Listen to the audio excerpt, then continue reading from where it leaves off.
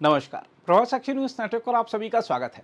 भारत के विदेश सचिव विक्रम मिस्री का नेपाल दौरा कई मायनों में महत्वपूर्ण रहा। यह दौरा नेपाल के विदेश सचिव अमृत बहादुर राय के निमंत्रण पर हुआ और इसे द्विपक्षीय सहयोग की समीक्षा तथा उसे आगे बढ़ाने के प्रयासों के हिस्से के रूप में देखा गया है।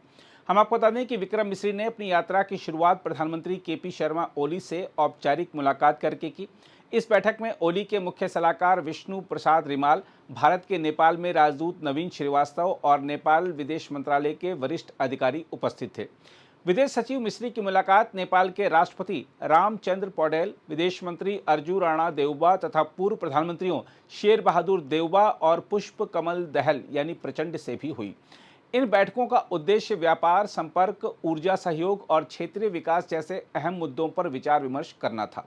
कूटनीतिक सूत्रों के अनुसार यह दौरा नेपाली प्रधानमंत्री ओली की आगामी भारत यात्रा की भूमिका तैयार करने के लिए भी था।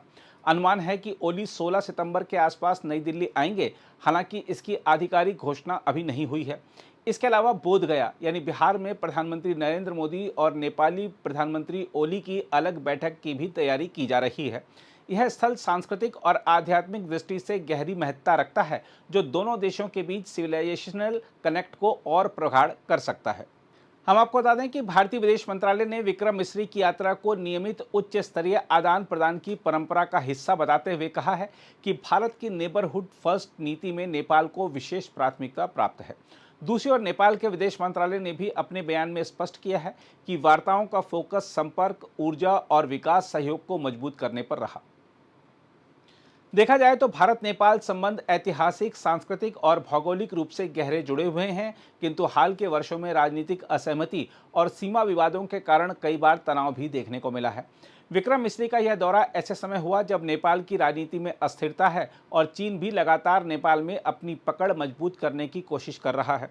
इस संदर्भ में भारत के लिए यह अवसर है कि वह नेपाल को विश्वास में लेकर ऊर्जा, व्यापार और संपर्क परियोजनाओं में सक्रिय भागीदारी दिखाए।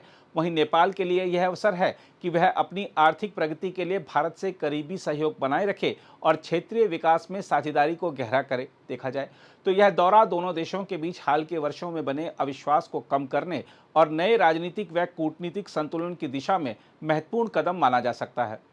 इसके अलावा विदेश सचिव विक्रम मिस्री की यह यात्रा महज अनौपचारिक मुलाकातों तक सीमित नहीं है, बल्कि यह भारत नेपाल संबंधों में नए विश्वास और सहयोग का सेतु बनने की क्षमता रखती है।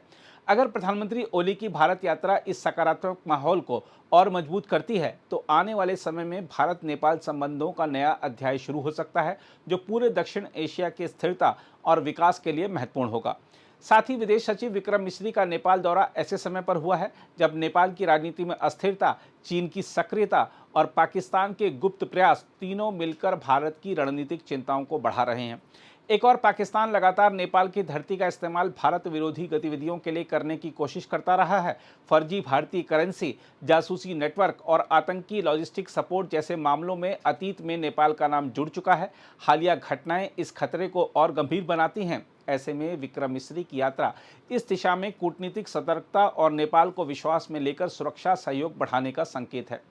इसके साथ ही चीन पिछले एक दशक में नेपाल में सड़क, हाइड्रो पावर और व्यापारिक समझौतों के जरिए गहरी पैठ बना चुका है। बेल्ट एंड रोड इनिशिएटिव के तहत कई परियोजनाएं नेपाल में प्रगति पर हैं।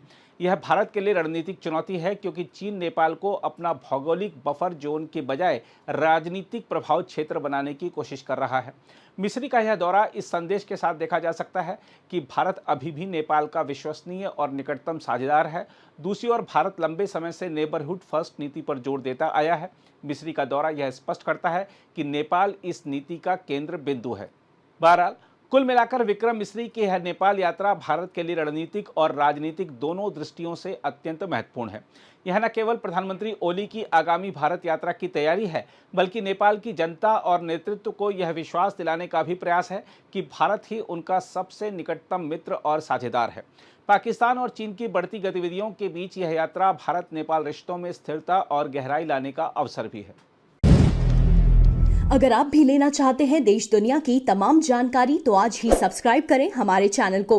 साथ ही नीचे दिए बेल आइकन को जरूर दबाएं ताकि हर अपडेट आप तक पहुंच सके।